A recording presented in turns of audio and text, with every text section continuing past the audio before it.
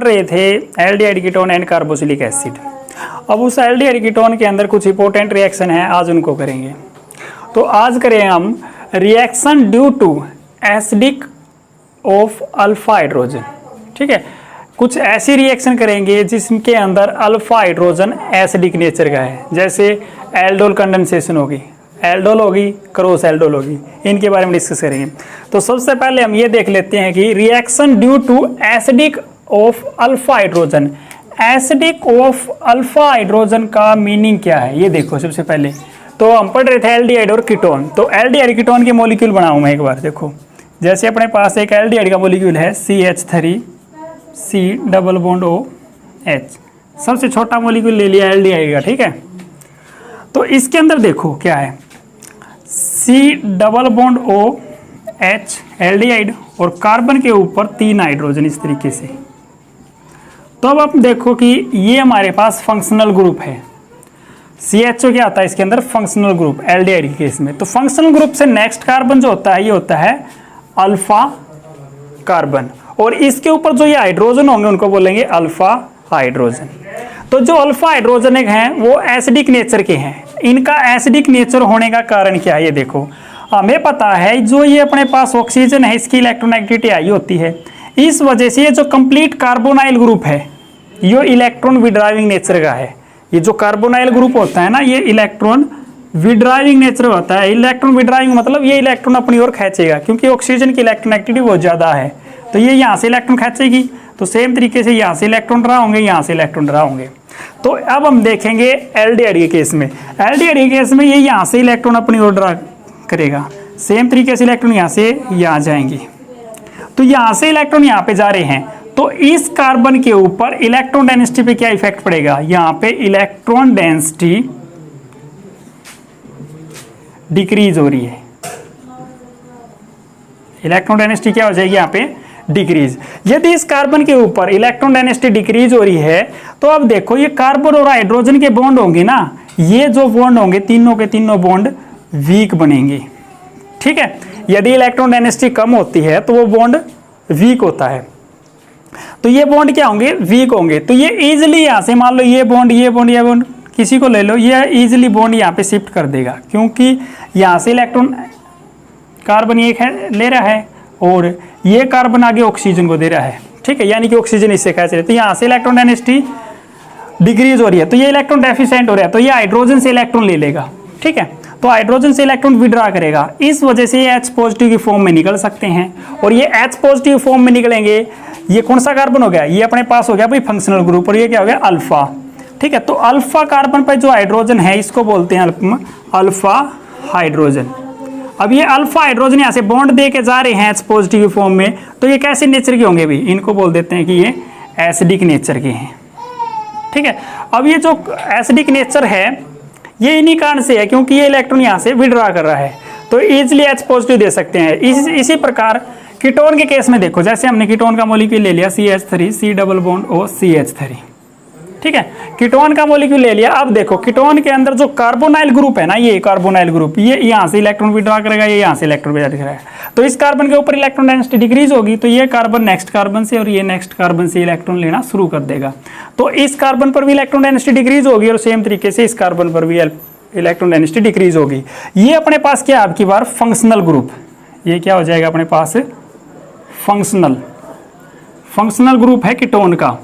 और functional group से next carbon ये भी है, ये भी अल्फा होगा और ये भी अल्फा होगा, तो दोनों कार्बन क्या होंगे, ये अल्फा होंगे। और इन दोनों कार्बन के ऊपर जो हाइड्रोजन है वे क्या होंगे, अल्फा हाइड्रोजन, और ये भी क्या होंगे, अल्फा हाइड्रोजन। अब अल्फा हाइड्रोजन देखो, अल्फा कार्बन के ऊपर इलेक्ट्रॉन डेंसिटी कम है, तो उसी प्रकार से क्या होगा, जैसे H C double bond O C H, तो उसी प्रकार से देखो यहाँ से ये इलेक्ट्रॉन विड्रा कर रहा है, ये यहाँ से विड्रा कर रहा है, तो यहाँ पे इलेक्ट्रॉन डेंसिटी डिक्रीज हो रही है, यहाँ पे इलेक्ट्रॉन डेंसिटी डिक्रीज होगी, तो इन कार्बन के बीच का और हाइड्रोजन के बीच का बॉन्ड क्या बनेगा, वीक। तो यहाँ से वही बात है कि ये इजिली बॉन्ड यहाँ पे शिफ्ट कर देंगे, ये H पॉजिटिव की फॉर्म में बाहर निकल जाएंगे, यानी कि ये तीनों एसिडिक नेचर के होंगे, ये तीनों भी एसिडिक नेचर के होंगे सेम तरीके से। ठीक है, तो ये एसिडिक नेचर के होंगे दोनों वो कार्बन। ठीक है, अब ये एसिडिक नेचर के कारण ही कुछ रिएक्शन देते हैं, जैसे कि एल्डोल कंडेंसेशन। अब इसके बारे में पढ़ेंगे। नेक्स्ट है सेल्फ एल्डोल कंडेंसेशन। अब सेल्फ एल्डोल कंडेंसेशन करेंगे तो सबसे पहले एल्डोल का मीनिंग देखो। जो अपने पास एल्डोल है ना, एल्डोल बेसिकली दो वर्ड से मिलके बना है। एक तो क्या होगा एल्डिहाइड और दूसरा क्या होगा एल्कोहल।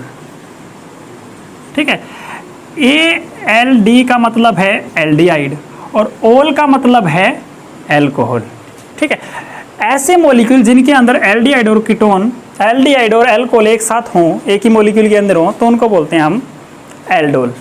ठीक है, और इसका हमने कंडेंसेशन कराना है तो उसको बोल देंगे एल्डोल कंडेंसेशन। तो अब इसका रिएक्शन देखो। तो अब हमने देखा एल्डोल का मीनिंग क्या होता है। ठीक है, सेल्फ एल्डोल का मतलब क्या है? सेल्फ का मतलब है कि दोनों एक जैसे मॉलिक्यूल लेने हैं। जैसे इथेनॉल की रिएक्शन इथेनॉल के साथ करानी है, या फिर कोई कीटोन ले लिया प्रोपेनॉन प्रोपेनॉन के साथ करानी है, मतलब एक जैसी मॉलिक्यूल। सेल्फ का मतलब अपने आप से रिएक्ट करेगा।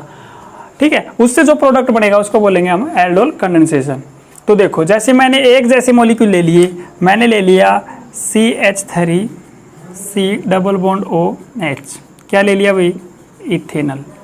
इथेनॉल की रिएक्शन किससे करा दी? इथेनॉल से।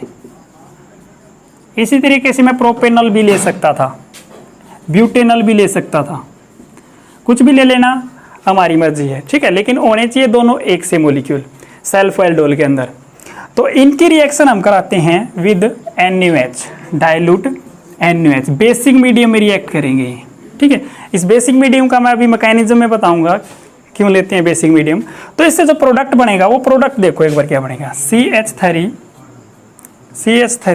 COH, आगे H है, फिर आगे CH2 C double bond OH। ठीक है, तो इससे ये प्रोडक्ट बनेगा। इसका नाम क्या होगा प्रोडक्ट का? यहाँ से नंबरिंग शुरू कर दो 1 2 3 4। तो ये क्या हो जाएगा? 3 पे हाइड्रोक्सी, OH ग्रुप लगा हुआ है, 3 पे हाइड्रोक्सी और 4 कार्बन का क्या हो जाएगा? ब्यूटेनॉल, 3 हाइड्रोक्सी ब्यूटेनॉल, ये प्रोडक्ट बनेगा। ठीक है, तो ये अपनी रिएक्शन कंप्लीट होगी, इसको बोलते हैं एल्डोल कंडेंसेशन। अब इसके अंदर हम क्या कर सकते हैं? आगे डिहाइड्रेशन करा देंगे इस रिएक्शन का। नेक्स्ट स्टेप में क्या हो सकता है? यहाँ पे डिहाइड्रेशन, डिहाइड्रेशन करा देंगे इसका। ठीक है, डिहाइड्रेशन का मतलब क्या होता है? Removal of water. इसके अंदर से वाटर निकाल देंगे। कैसे निकालेंगे? एसिड की प्रेजेंस में हाइड्रोलिसिस करके। एसिड की प्रेजेंस में क्या करना पड़ेगा? इसके अंदर हमने हाइड्रोलिसिस करेंगे तब इसके अंदर से हमें वाटर का मॉलिक्यूल निकलेगा। ठीक है, तो कैसे निकलेगा? अब ये देखो वाटर का मॉलिक्यूल हमें पता है, जो ये H है इनको इस तरीके से रिप्रेजेंट कर लो। ये H और ये H, 2 H थे, ऐसे रिप्रेजेंट कर दिए। अब देखो ये कार्बोनाइल ग्रुप है, ये कार्बोनाइल ग्रुप यहाँ से इलेक्ट्रॉन विड्रा करेगा, यहाँ से इलेक्ट्रॉन विड्रा करेगा, ऑक्सीजन के पास इलेक्ट्रॉन जाएंगे तो कार्बन पे इलेक्ट्रॉन डेंसिटी क्या हो जाएगी? डिक्रीज। कार्बन पे इलेक्ट्रॉन डेंसिटी डिक्रीज होगी तो ये जो हाइड्रोजन होंगे दोनों कैसे नेचर के होंगे भाई? एसिडिक नेचर के। अभी डिस्कस की थी हमने पीछे। तो ये एसिडिक नेचर के होंगे, तो जैसे ही हम यहाँ पे हाइड्रोलिसिस करेंगे तो ये बॉन्ड यहाँ पे शिफ्ट हो जाएगा और ये लेके यहाँ से बाहर चला जाएगा। ये जो बॉन्ड है यहाँ पे शिफ्ट हो जाएगा और ये यहाँ से बाहर हो जाएगा। तो ये H पॉजिटिव और OH नेगेटिव मिलके यहाँ से क्या निकाल देंगे? इस तरीके से वाटर का मॉलिक्यूल। ठीक है, तो यहाँ से क्या निकल जाएगा?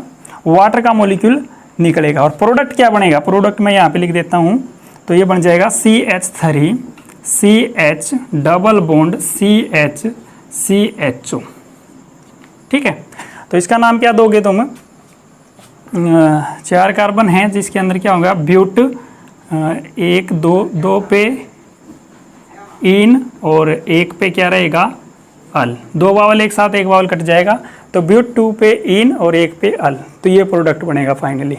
ठीक है, यहाँ से वाटर का मॉलिक्यूल निकला तो इसी को बोलते हैं डिहाइड्रेशन, यानी कि रिमूवल ऑफ वाटर मॉलिक्यूल्स। ठीक है, बेसिकली इस रिएक्शन को डायरेक्ट मेथड से भी किया जा सकता है। डायरेक्ट मेथड से कैसे करते हैं? देखो, डायरेक्ट रिएक्शन की ट्रिक है इसकी एक। जैसे इसको ऐसे लिख लिया CH3 C double bond O, इस H को नीचे दिखा लो ऐसे। ठीक है, अब इस मॉलिक्यूल को कैसे लिखना है? इसके जो 2 हाइड्रोजन ऐसे दिखा लो, H2 CH double bond H।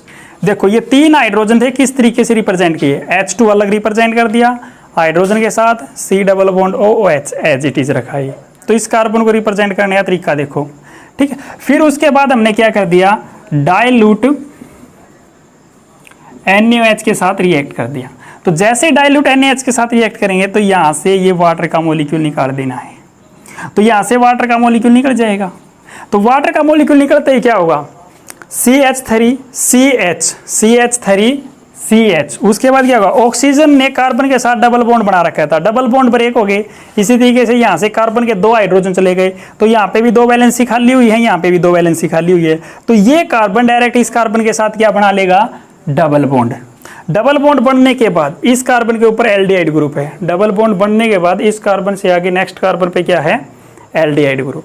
तो फाइनली यही प्रोडक्ट बनेगा, ठीक है। और प्लस में क्या निकल जाएगा, वाटर का मॉलिक्यूल। चाहे वाटर का मॉलिक्यूल यहाँ पे दिखा दो या यहाँ पे दिखा दो, ठीक है। तो ये अपने पास क्या थी, सेल्फ एल्डोल कंडेंसेशन।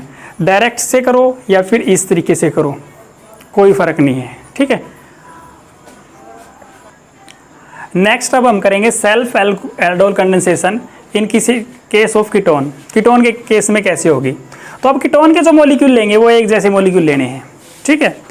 एक जैसे मॉलिक्यूल लेंगे, जैसे प्रोपेनॉल ले लिया, ब्यूटेनॉल ले लिया, ठीक है। दोनों एक जैसे होने चाहिए लेकिन अलग अलग ना हो। जैसे एग्जाम्पल के तौर पे देखो, ये ले लिया मैंने CH3 C double bond O CH3, ठीक है। क्या नाम होगा भाई इसका, प्रोपेनॉन या प्रोपेन टूपेओन। सेम ऐसा ही मॉलिक्यूल आगे लेना है, अलग अलग लोगे तो भाई क्रॉस एल्डोल हो जाएगी, उसकी डिस्कस अभी करेंगे हम। तो ये क्या हो जाएगा, अपने पास सेम मॉलिक्यूल है तो ये सेल्फ एल्डोल होगा। इनकी रिएक्शन क्या करते हैं, डाइल्यूट NaOH के साथ रिएक्ट करते हैं, डाइल्यूट NaOH के साथ इसको रिएक्ट कर देंगे। डाइल्यूट NaOH के साथ रिएक्ट करके प्रोडक्ट क्या बनाते हैं, ये ऐसे बनेगा CH3 COH H, आगे CH, नीचे दिखाओ ये CH3, उससे नेक्स्ट ये हो जाएगा CH2 C double bond O CH3। ये प्रोडक्ट बनेगा इससे, ठीक है। ये प्रोडक्ट बनने के बाद अब ध्यान से देखो, ये कार्बोनाइल ग्रुप है, ये कार्बन भी एसिडिक है और ये कार्बन भी एसिडिक है, ठीक है। तो हमें जर्नली काम इससे अब की बार, वैसे वो भी अटैक करेगा, उसकी डिस्कस हम फिर कभी करेंगे। ये अटैक करेगा अभी, ठीक है। तो ये देखो, ये अपने पास हो जाएगा, इस हाइड्रोजन को ऐसे रिप्रेजेंट कर लो H। अब ये कार्बोनाइल ग्रुप है, यहाँ से इलेक्ट्रॉन अपनी तरफ लेगा और ऑक्सीजन पर इलेक्ट्रॉन डेंसिटी इंक्रीज करेगा। तो यहाँ वाले इलेक्ट्रॉन कहाँ जाएंगे, ऑक्सीजन पर। तो इस कार्बन पे क्या होगी, इलेक्ट्रॉन डेंसिटी डिक्रीज होगी, जिसके कारण कार्बन और हाइड्रोजन के बॉन्ड बनेंगे वीक, यानी कि एसिडिक नेचर हो गए। तो ये क्या करेगा, H पॉजिटिव यहाँ पे देकर चला जाएगा, यानी कि ये बॉन्ड यहाँ पे शिफ्ट कर देगा या ये बॉन्ड शिफ्ट कर देगा, एक ही बात है, ये जाए या ये जाए। और OH यहाँ से लेके बाहर चला जाएगा, यानी कि H पॉजिटिव OH नेगेटिव दोनों मिलके यहाँ से क्या कर देंगे, वाटर का मॉलिक्यूल निकाल देंगे, ठीक है। इस प्रोसेस को क्या बोलते हैं, इस स्टेप को डिहाइड्रेशन, यानी कि एल्डोल के अंदर से हमने वाटर का मॉलिक्यूल निकाल दिया। तो प्रोडक्ट क्या बनेगा, आप देखो CH3 CH, नीचे CH3 as it is, double bond CH double bond O CH3, ये प्रोडक्ट बनेगा, ठीक है। इस रिएक्शन को भी हम डायरेक्ट कर सकते हैं। डायरेक्ट करने का तरीका क्या है, इसको इस तरीके से लिखो, इस मॉलिक्यूल को, जैसे CH3 C double bond O CH3, इस मॉलिक्यूल को इस तरीके से लिख लिया। अब भी प्रोपेनॉन है ये, और इस मॉलिक्यूल को कैसे रिप्रेजेंट करो, H2 CH C double bond O CH3, और इसके अंदर क्या डाल दिया हमने, डाइल्यूट NaOH। तो वही बात है भाई, जैसे डाइल्यूट NaOH डालेंगे तो यहाँ से क्या निकल जाएगा, फिर वाटर का मॉलिक्यूल। जैसे यहाँ पे डिहाइड्रेशन हुआ है ना, वाटर का मॉलिक्यूल निकला, यहाँ पे भी वाटर का मॉलिक्यूल निकलेगा। तो यहाँ से वाटर का मॉलिक्यूल निकलने के बाद तो कार्बन और ऑक्सीजन के बीच डबल बॉन्ड टूट जाएगा, कार्बन हाइड्रोजन से यहाँ से भी 2 बॉन्ड ब्रेक होंगे। तो 2 बॉन्ड ब्रेक होने के कारण कार्बन डायरेक्ट इस कार्बन से डबल बॉन्ड से अटैच हो जाएगी, ये कार्बन इससे डबल बॉन्ड से डायरेक्ट अटैच हो जाएगी। तो इससे डायरेक्टली तुम ये प्रोडक्ट भी बना सकते हो, ठीक है। और यहाँ से क्या निकल जाएगा H2। देखो CH3 इस कार्बन के नीचे CH3, CH3 इस कार्बन के नीचे CH3, इसके ऊपर हाइड्रोजन, इसके ऊपर हाइड्रोजन कहाँ से आ गया भाई, इसके ऊपर हाइड्रोजन है ही नहीं, बेसिकली गलती होगी यहाँ पे, तो यहाँ पे हाइड्रोजन है ही नहीं। देखो कार्बन के 1 2 3 4 बॉन्ड पहले पूरे हो रहे हैं तो हाइड्रोजन नहीं होगा, तो यहाँ पे भी हाइड्रोजन नहीं होगा, ठीक है। ध्यान से देख लेना, कार्बन के 5 बॉन्ड बना दिए थे, गलती हो गई थी थोड़ी सी, तो यहाँ पे इस कार्बन पे हाइड्रोजन नहीं था तो इस पे हाइड्रोजन नहीं होगा।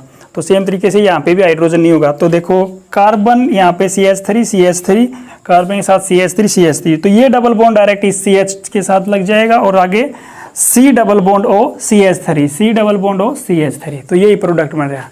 तो डायरेक्ट मेथड इजी है, डायरेक्ट से कर सकते हो या फिर इससे कर लो। अब मैं मैकेनिज्म कराऊंगा इसका। अब हम करेंगे mechanism of self aldol condensation. अब इस सेल्फ एल्डोल कंडेंसेशन का मैकेनिज्म देखेंगे कि बेसिकली ये रिएक्शन होती कैसे है, ठीक है। तो देखो हमने क्या किया था अभी, मान लो मैं एल्डिहाइड के मॉलिक्यूल ले लूँ, जैसे ये ले लिए CH3 C double bond O H plus CH3 C double bond O H, इसके अंदर क्या डाला था भाई हमने, डाइल्यूट NaOH के साथ ये रिएक्शन की थी। ये जरूरी नहीं कि डाइल्यूट NaOH ले, तुम KH ले सकते हो, कोई भी बेसिक मीडियम ले लेना, ठीक है। तो अब देखो इसमें होता कैसे है, जैसे एक मॉलिक्यूल ले लो और एक पे अटैक करा लेंगे, एक मॉलिक्यूल से न्यूक्लियोफाइल जनरेट करेंगे और दूसरे से उसके ऊपर अटैक कराएंगे। देखो कैसे करेंगे, जैसे ये मॉलिक्यूल ले लिया मैंने, वैसे दोनों सेम है, कोई फर्क नहीं है। जैसे ये ले लिया CH2 C double bond O H, ये है। अभी बताया था मैंने कि ये कार्बोनाइल ग्रुप है जो इलेक्ट्रॉन विड्राविंग नेचर का होता है, और ये यहाँ से इस कार्बन से इलेक्ट्रॉन अपनी ओर खींचेगा और ये ऑक्सीजन आगे लेके चली जाएगी इलेक्ट्रॉन को। तो इस कार्बन के ऊपर इलेक्ट्रॉन डेंसिटी डिक्रीज हो जाती है, जिसके कारण जो C और H का बॉन्ड होता है वो वीक होता है, जिसके कारण यहाँ से H पॉजिटिव इजिली चला जाता है यहाँ पे बॉन्ड देके, ठीक है। तो ये एसिडिक नेचर का है, तो इसके अंदर हमने क्या डाला है, बेसिक मीडियम। बेसिक मीडियम होगा NaOH, ये नेगेटिव और ये पॉजिटिव। तो जो बेसिक मीडियम का OH है, जो अपने पास एसिडिक हाइड्रोजन है, उसके ऊपर बेस अटैक कर देगा। तो प्रोडक्ट क्या बनेगा, देखो इससे ये बन जाएगा CH2 C double bond OH। तो इस हाइड्रोजन ने बॉन्ड कार्बन को दे दिया, तो इस कार्बन पे कैसा चार्ज आ गया, नेगेटिव चार्ज, और यहाँ से क्या निकल जाएगा H2O, वाटर का मॉलिक्यूल निकल जाएगा H पॉजिटिव OH नेगेटिव। अब बेसिकली दिखाना चाहो तो दिखा सकते हो, Na पॉजिटिव और CH2 नेगेटिव के ऊपर यहाँ पे Na आके वैसे लग जाएगा, ठीक है, कोई बॉन्डिंग नहीं बनाएगा। अगर दिखाना चाहो तो दिखा दो, अगर नहीं दिखाना चाहो तो रहने दो, ठीक है। तो इससे हमने क्या जनरेट कर लिया, सबसे पहले इसके अंदर हमने क्या जनरेट किया है, न्यूक्लियोफाइल, ठीक है। न्यूक्लियोफाइल जनरेट कर लिया इस एल्डिहाइड के मॉलिक्यूल से। तो अब ये न्यूक्लियोफाइल है, हमें पता है ये पार्शली नेगेटिव और इस पे partially positive, slightly negative slightly positive होते हैं। कंप्लीटली ये बॉन्ड लेके भी जा सकता है, ठीक है। इसके ऊपर क्या आ जाएगा, नेगेटिव, और इस कार्बन के ऊपर चार्ज कैसा आ जाएगा, पॉजिटिव। तो ये अपने पास न्यूक्लियोफाइल हो गया, और ये क्या हो गया, अपने पास इलेक्ट्रोफाइल। तो एक न्यूक्लियोफाइल किसी इलेक्ट्रोफाइल पे तो अटैक करेगा। तो इस मॉलिक्यूल से जो हमने न्यूक्लियोफाइल जनरेट किया है, वो न्यूक्लियोफाइल इस एल्डिहाइड के मॉलिक्यूल है जो इलेक्ट्रोफाइल की तरह काम कर रहा है, उसके ऊपर अटैक कर देगा। तो देखो इसको कैसे करेंगे, देखो जो न्यूक्लियोफाइल हमने जनरेट किया था वो इस साइड लिख लिया।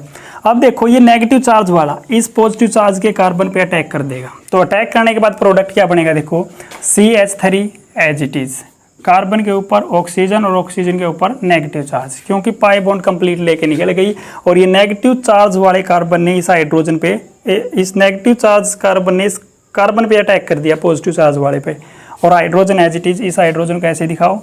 उसके बाद ये CH2 का बॉन्ड बन जाएगा यहाँ पे CH2, ये CH2 ने इसके साथ बॉन्ड बना लिया, ठीक है, इस कार्बन के साथ। आगे क्या लग रहा है, C डबल बॉन्ड OH, ठीक है।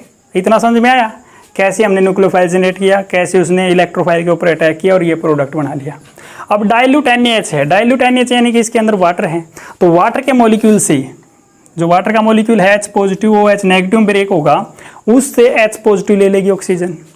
तो ये अपने पास क्या बन गया, एल्डोल, ठीक है, ये बन गया अपने पास एल्डोल। अब इस एल्डोल से हम क्या कर सकते हैं, डिहाइड्रेशन करा सकते हैं। ये स्टेप बेसिकली तुम पहले समझ चुके हो। कैसे होगा, जैसे ये हाइड्रोजन, यहाँ पे भी हाइड्रोजन, ये इलेक्ट्रॉन भी ड्राइविंग नेचर का है, यहाँ से इलेक्ट्रॉन लेगा अपनी कार्बन पे इलेक्ट्रॉन डेंसिटी डिक्रीज होगी, कार्बन हाइड्रोजन का बॉन्ड वीक बनेगा, तो यहाँ से क्या निकल जाता है, ये वाटर का मॉलिक्यूल, तो यहाँ पे डिहाइड्रेशन हो जाएगा और यहाँ से प्रोडक्ट फाइनली बनेगा CH3 CH double bond CH CHO, ये प्रोडक्ट बनाया था फाइनली। तो ये फाइनली प्रोडक्ट बनेगा सेल्फ एल्डोल कंडेंसेशन में। Chemical property of aldehyde ketone में नेक्स्ट रिएक्शन है nucleophilic addition reaction follow by elimination of water molecule. मतलब कुछ ऐसी न्यूक्लियोफिलिक एडिशन रिएक्शन करेंगे जिसके अंदर एलिमिनेशन होगा वाटर के मॉलिक्यूल का, यानी कि यहाँ से क्या होगा, एलिमिनेशन होता है निकलना, ठीक है, एलिमिनेशन होगा किसका, वाटर का मॉलिक्यूल, H2O का मॉलिक्यूल यहाँ से एलिमिनेशन हो जाएगा, ठीक है। जर्नली क्या होता है, जो न्यूक्लियोफिलिक एडिशन रिएक्शन है bye elimination of water molecule, ये देते हैं अमोनिया देगा, और अमोनिया के ये जो मैंने डेरिवेटिव लिख रखे हैं ये देंगे। तो ये अपने पास अमोनिया है NH3 और ये अमोनिया के डेरिवेटिव्स हैं, ये अमोनिया के डेरिवेटिव्स है सारे, ये न्यूक्लियोफिलिक एडिशन रिएक्शन देंगे bye elimination of water molecule. तो देखो इनको पढ़ते हैं हम, जैसे अमोनिया NH3 क्या होता है, अमोनिया। अब क्या किया, यहाँ से डेरिवेटिव कहने का मतलब क्या है, ये अपने पास NH2 था और यहाँ पे OH लगा दिया, यानी कि एक हाइड्रोजन हटा के अमोनिया से उसके जगह OH ग्रुप लगा दिया, तो ये अमोनिया का डेरिवेटिव हो गया। तो ये अमोनिया का डेरिवेटिव बन गया, इसको बोलते हैं हाइड्रोक्साइल अमाइन, हाइड्रोक्साइल अमाइन। इसी तरीके से अमोनिया था जो अपने पास NH2, उस पर एक NH रख लिया और एक लगा दी बेंजीन इस तरीके से। तो इस बेंजीन को तो क्या बोलेंगे, अब यहाँ पे फिनाइल बोलेंगे, ठीक है, सुफिक्स की तरह यूज होंगे। और ये अपने पास क्या हो जाएगी, हाइड्राजाइन। तो ये क्या होती है, हाइड्राजाइन, ठीक है। तो एक डेरिवेटिव शायद छूट गया, वो मैं नीचे लिख दूँ। एक होता है NH2NH2, इसको समझने के लिए इस H को इस साइड लिख लो, H2N, ऐसे सही रहेगा। इसको बोलते हैं हाइड्राजाइन, ये भी एक इसी का डेरिवेटिव है। तो इस तरीके से इसको क्या बोलेंगे, फिनाइल हाइड्राजाइन। ये फिनाइल हो गया, ये हाइड्राजाइन हो गया। इसी तरीके से इसमें देखो NH2 है, फिर बेंजीन NH है, फिर बेंजीन के ऊपर 2 नाइट्रो ग्रुप हैं, तो 2,4 डाई नाइट्रो फिनाइल हाइड्राजाइन। और इसी रिएजेंट को ब्रैडीज रिएजेंट भी बोलते हैं। तो आगे है सेमी कार्बाइडाइज, ये भी अमोनिया का डेरिवेटिव है, और हाइड्राजाइन अभी पढ़ा हमने, ये भी अमोनिया का डेरिवेटिव है। तो इन डेरिवेटिव में एक कॉमन चीज़ देखो, कॉमन चीज़ क्या है, जैसे मैं इसको ऐसे लिख लूँ H2NH लिख सकता हूँ, ऐसे है तो अमोनिया ही NH3 ही है, लेकिन समझने के लिए हमने कुछ इस तरीके से कर लिया। तो एक चीज़ देखो, इसमें NH2 ये इसमें भी है, NH2 इसमें भी है, NH2 इसमें भी है, सेम तरीके से यहाँ पे भी NH2 है, ये भी NH2 और ये भी NH2 है। तो ये NH2 इन सभी में कॉमन है, ठीक है। बेसिकली इस NH2 से ही हमें काम है, ये न्यूक्लियोफाइल की तरह अटैक करेगा एल्डिहाइड या कीटोन के ऊपर। तो बाकी ये ग्रुप देखो, ये ग्रुप है, ये अलग ग्रुप है, यहाँ पे ये हाइड्रोजन हटा के अलग ग्रुप लगा रखा है, यहाँ पे हाइड्रोजन रिप्लेस करके यहाँ पे अनदर ग्रुप है। सेम तरीके से यहाँ पे भी ये अनदर ग्रुप है, यहाँ पे भी ये अलग ग्रुप है, और यहाँ पे भी ये अलग ग्रुप है, इस तरीके से है। बाकी ये चीज़ इसमें कॉमन है। तो क्यों नहीं मैं इस रिएक्शन को क्या मान लूँ, जैसे H2N है, इस तरीके से N है, इन सभी को मैं Z मान लूँ, ठीक है। इन सभी को क्या मान लिया मैंने, Z। एक कॉमन रिएक्शन कर लेंगे Z मान के, और इसका मैकेनिज्म भी कर लेंगे। बाकी सेम एज इट इज़ वही मैकेनिज्म लगेगा, वही रिएक्शन रहेगी, कोई चेंज नहीं होगा। तो Z मान लो एक बार, Z की वैल्यू यहाँ पे H हो जाएगी, Z is equal to H, Z यहाँ पे OH हो जाएगा, फिर Z ये बेंजीन के साथ NH हो जाएगा, फिर ये हो जाएगा Z, फिर ये हो जाएगा, फिर ये हो जाएगा। मतलब Z इजिकल टू ये हैं अमोनिया के डेरिवेटिव्स, ठीक है। तो इस Z के साथ ही इसकी हम रिएक्शन करेंगे। जैसे अब रिएक्शन देखो, जैसे हमने एल्डिहाइड या कीटोन ले लिया, कुछ भी बना लेना, ठीक है। एल्डिहाइड कीटोन की इसके साथ रिएक्शन करानी है, H2NHZ। समझ गए? Z का मतलब समझ गए ना, जितने इनके अंदर ये हमने सर्कल के अंदर कर रखे हैं ना, ये Z हैं, ठीक है, ये Z के हैं, ये पुट करके देख लेना, तो मैं एक कॉमन रिएक्शन सिखाऊंगा। तो यहाँ से क्या होगा, एल्डिहाइड कीटोन हो, यहाँ से क्या निकाल देना हमें इस तरीके से, वाटर का मॉलिक्यूल। और इस रिएक्शन के लिए हम एसिडिक मीडियम रखेंगे और pH लगभग 3 से 4 रखेंगे। pH कितनी रखनी है, 3 से 4। उसके बाद क्या होगा, यहाँ से H2O वाटर का मॉलिक्यूल एलिमिनेशन हो जाएगा, H2O बाहर निकल जाएगा और इस तरीके से डबल बॉन्ड नाइट्रोजन वाले प्रोडक्ट मिलेंगे, डबल बॉन्ड नाइट्रोजन और इसके साथ Z, ठीक है। सिंपली वाटर का मॉलिक्यूल निकाला, यहाँ से ऑक्सीजन के साथ कार्बन के साथ ऑक्सीजन का डबल बॉन्ड था, डबल बॉन्ड टूटा है, यहाँ से भी 2 बॉन्ड टूटे हैं, तो नाइट्रोजन ने डायरेक्ट कार्बन के साथ डबल बॉन्ड बना लिया और Z लग गया। Z का मतलब प्रोडक्ट में सेम एज इट इज़ यही लगेंगे। तो अब देखो ये Z हमें पता यही है, तो इनके जो नाम होंगे वो नाम तुम एक बार बुक से चेक करोगे, जो भी प्रोडक्ट के नाम बनोगे वो तुम्हें चेक करने हैं कि क्या प्रोडक्ट बनेगा, ठीक है। तो अब देखो इसके अंदर, इस रिएक्शन के अंदर हम एसिडिक मीडियम रखते हैं। एसिडिक मीडियम क्यों रखा, पहली बात तो ये एसिडिक मीडियम इसके अंदर इसलिए रखा है क्योंकि जो अपने पास यहाँ पे कार्बोनाइल है, जो कार्बोनाइल ग्रुप है इस तरीके से, इस पे स्लाइटली नेगेटिव, इस पे स्लाइटली पॉजिटिव, तो ये जो कार्बाइल कार्बन है, इलेक्ट्रोफिलिक कार्बन है, इलेक्ट्रोफिलिक कार्बन है, ये इलेक्ट्रोफिलिक कार्बन है जो वीक इलेक्ट्रोफिलिक है, ठीक है। इस टाइम पे इस पे जो न्यूक्लियोफाइल है, NH3 न्यूक्लियोफाइल मान लिया हमने, ये एक तरह से न्यूक्लियोफाइल का काम करेगा, और ये जो NH3 है ये भी वीक न्यूक्लियोफाइल है, ठीक है। और यहाँ पे भी वीक इलेक्ट्रोफाइल जनरेट हुआ अभी। तो जैसे हम इसके अंदर एसिड डालेंगे, एसिड डालने के बाद क्या होगा, यहाँ पे एक अच्छा इलेक्ट्रोफिलिक कार्बन जनरेट होगा इस तरीके से।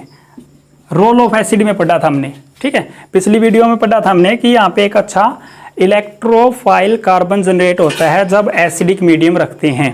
तो एसिडिक मीडियम में अच्छा इलेक्ट्रोफाइल जनरेट होगा, जिसके कारण वीक न्यूक्लियोफाइल है, वीक न्यूक्लियोफाइल जो अमोनिया है वो भी इसके ऊपर इजीली अटैक कर सकता है, इसलिए यहाँ पे एसिडिक मीडियम रखा। सेम तरीके से ये सारे के सारे जो हैं वीक न्यूक्लियोफाइल हैं, क्योंकि अमोनिया है, अमोनिया खुद वीक न्यूक्लियोफाइल है, तो उसके डेरिवेटिव भी क्या रहेंगे, वीक न्यूक्लियोफाइल।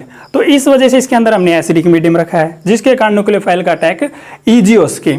और दूसरी बात ये आती है कि इसके अंदर pH लगभग 3 से 4 ही रखनी है, इससे कम या ज़्यादा नहीं करनी, ठीक है। एसिडिक मीडियम ज़्यादा नहीं रख सकते।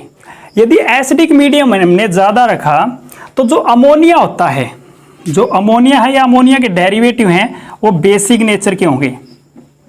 कैसे नेचर के होते हैं अमोनिया और अमोनिया डेरिवेटिव, बेसिक नेचर के होते हैं। और यदि मीडियम हमने स्ट्रॉन्ग रखा, एसिडिक मीडियम स्ट्रॉन्ग रखा, तो कार्बन पे अटैक होने की बजाय अमोनिया का, वो पहले एसिड से रिएक्ट कर जाएगा। और हमें पता है अमोनिया बेसिक नेचर का है, और मीडियम कैसा रखा है, इसके अंदर हमने एसिडिक। एसिड और बेस मिलके क्या बना देंगे, साल्ट। तो जो हम रिएक्शन चाह रहे थे वो रिएक्शन होगी ही नहीं। इस वजह से pH ज़्यादा स्ट्रॉन्ग नहीं रखनी, pH 3 से 4 ही रख सकते हैं। समझ में आ गई किस तरीके से करना है, एक बार देख लो। मीडियम ज़्यादा स्ट्रॉन्ग एसिडिक नहीं रखना, क्योंकि जो अमोनिया है वो बेसिक नेचर का है। यदि मीडियम स्ट्रॉन्ग होगा तो एसिड बेस रिएक्ट कर लेंगे, यानी कि अमोनिया इस कार्बोनाइल कंपाउंड से रिएक्ट करने की बजाय किससे रिएक्ट कर जाएगा, एसिड से रिएक्ट कर जाएगा, जो हमने एसिड यहाँ पे रखा है, और साल्ट बना देगा, ठीक है। जो रिएक्शन हम चाह रहे थे वो रिएक्शन नहीं होगी। तो होता क्या है, जनरली ये रिएक्शन हम कराते क्यों हैं, ठीक है। तो इससे हम अमोनिया का आइडेंटिफिकेशन करते हैं। यदि कोई कंपाउंड है उसके अंदर हमने जांच करनी है अमोनिया है या नहीं है, तो उस रिएक्शन को, उस कंपाउंड की जांच करने के लिए, आइडेंटिफाई करने के लिए इससे रिएक्शन करके देख लेते हैं, ठीक है, अमोनिया या अमोनिया के डेरिवेटिव से। उससे हमें पता चल जाता है कि इसके अंदर अमोनिया है, वो एल्डिहाइड या कीटोन है या नहीं है। तो एल्डिहाइड कीटोन का आइडेंटिफिकेशन करने के लिए इस रिएक्शन को कराया जाता है। दूसरा, अमोनिया जो एल्डिहाइड कीटोन है उनकी कैरेक्टराइजेशन देखने के लिए भी इसका यूज होता है, ठीक है।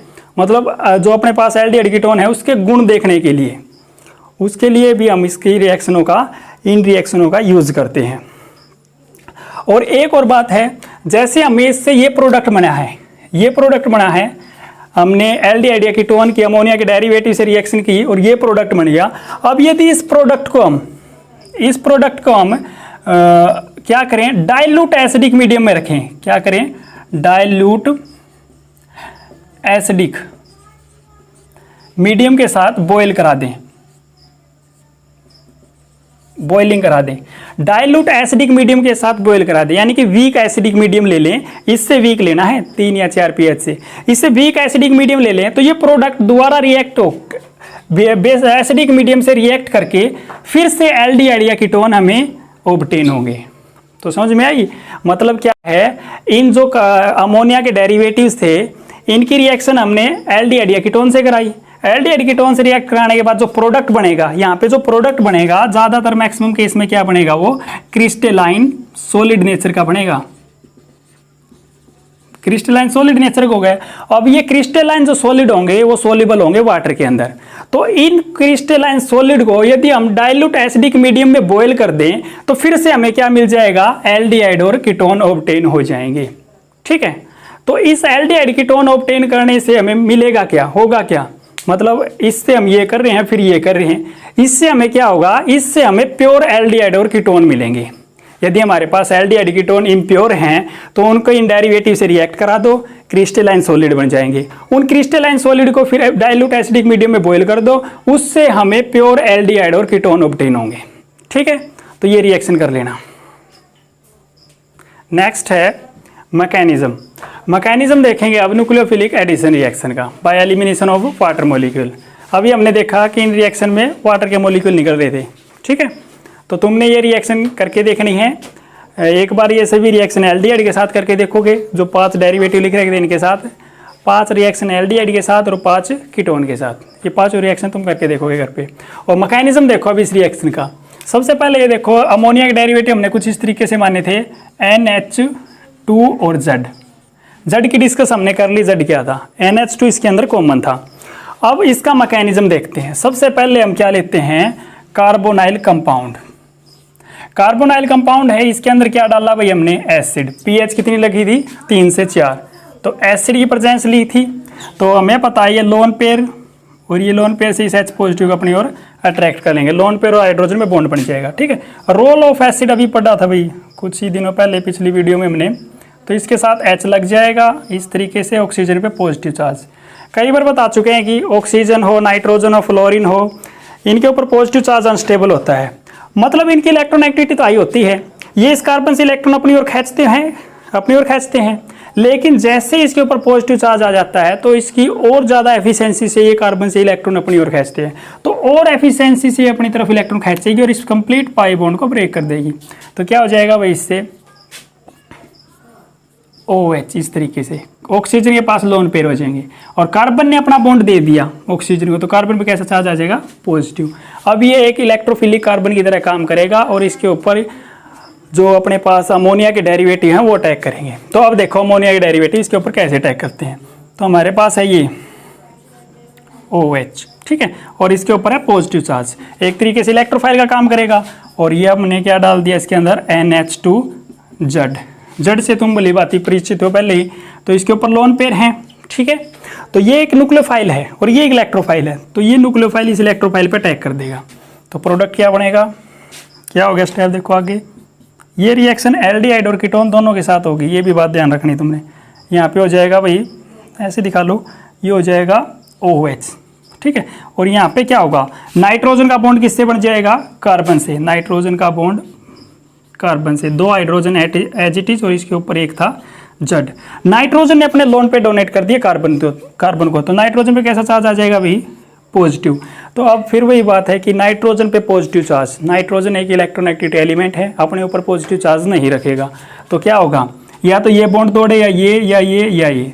तो इन केस में क्या होता है, जनरली ऐसे केसों में H पॉजिटिव जाना स्टेबल होता है, मतलब H अपना बॉन्ड इजीली दे देगा कार्बन और Z के कंपैरिजन में। तो यहाँ से ये हाइड्रोजन निकाल दो या ये हाइड्रोजन, तो ये हाइड्रोजन बॉन्ड यहाँ पे शिफ्ट कर देंगे, तो प्रोडक्ट क्या बनेगा, COH एज इट इज, यहाँ पे N उसके साथ H और यहाँ पे Z। अब नाइट्रोजन के पास फिर से लोन पेयर आगे, स्टेबल हो गया। लेकिन एक चीज़ देखो, इसमें रेजोनेंस स्टेबिलिटी हो रही है, ये मॉलिक्यूल और ज़्यादा स्टेबल हो सकता है रेजोनेंस के। कैसे? देखो रेजोनेंस कैसी है ये, लोन पेयर, सिंगल बॉन्ड और लीविंग ग्रुप। मतलब OH जो नेगेटिव है, OH होता है जो OH वो नेगेटिव में जाना पसंद करता है, इसलिए इसको क्या बोलते हैं, लीविंग ग्रुप। मतलब लेके निकल जाएगा। कब लेके निकलेगा? जब ये लोन पेयर बॉन्ड पेयर में चेंज हो गया, ये लेके बाहर, तो रेजोनेंस स्टेबल हो जाएगा ये। तो ये लोन पेयर यहाँ पे बॉन्ड पेयर में चेंज हो जाएगा, ये बॉन्ड उठ के बाहर चला जाएगा। तो अब प्रोडक्ट क्या बनेगा, यहाँ से दिखा देना, OH नेगेटिव बाहर चला गया, ठीक है। ये माइनस का साइन रिप्रेजेंट कर रहा है, ये बाहर चला गया, ठीक है, निकल गया यहाँ से। तो ये एज इट इज़ यहाँ पे क्या होगा, जड के साथ नाइट्रोजन के साथ कार्बन का बॉन्ड डबल बॉन्ड हो जाएगा, हाइड्रोजन एज इट इज़ और जड भी एज इट इज़ सेम। समझ में आया ये स्टेप?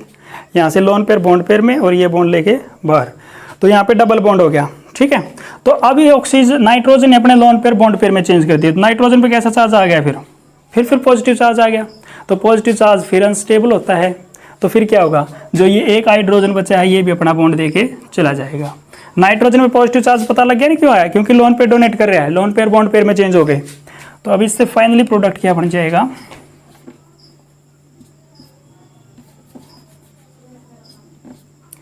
डबल बॉन्ड N और Z, ये प्रोडक्ट बनेगा। अब जो ये प्रोडक्ट बनेंगे एल्डिहाइड और कीटोन के साथ, तुमने देखने इन प्रोडक्ट के नाम बुक से चेक करोगे, ठीक है, प्रोडक्ट के नाम क्या बनेंगे।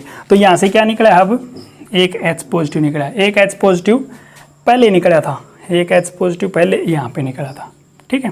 तो अब इस तरीके से मानेंगे कि ये H पॉजिटिव OH से मिलके क्या निकाल रहे हैं, ओवरऑल क्या बोल सकते हैं कि यहाँ से एक वाटर का मॉलिक्यूल भी निकलेगा, क्योंकि एलिमिनेशन रिएक्शन पढ़ रहे हैं ना, एलिमिनेशन ऑफ वाटर मॉलिक्यूल, तो वाटर का मॉलिक्यूल भी इसमें निकलेगा। अब बात करते हैं इस H पॉजिटिव की। ये जो H पॉजिटिव है ये रिएक्शन में एज इट इज निकल गया। ये गिरा कब था, ये यहाँ पे डाला था हमने, देखो यहाँ पे डाला था, यानी कि जो हमने एसिड यूज किया था, इसके अंदर एसिड यूज किया था, जो pH रखी थी हमने 3 से 4, वो एक तरह से कैटलिस्ट की तरह काम करेगा। किसकी तरह काम करेगा, कैटलिस्ट की तरह काम करेगा, रेट ऑफ रिएक्शन को इंक्रीज कर देगा, और उसके बाद रिएक्शन भी एज इट इज बाहर निकल जाएगा, क्योंकि रिएक्शन कभी भी जो कैटलिस्ट हैं किसी भी रिएक्शन में कंज्यूम नहीं होते, ठीक है। तो ये रिएक्शन में लास्ट में एज इट इज निकल जाएगा। तो ये प्रोडक्ट के नाम जरूर देख लेना तुम अच्छे से, बुक से चेक कर लेना, मैकेनिज्म ये रहेगा, वैसे सिंपल मैकेनिज्म है, अच्छे से कर लेना, ठीक है। Thank you.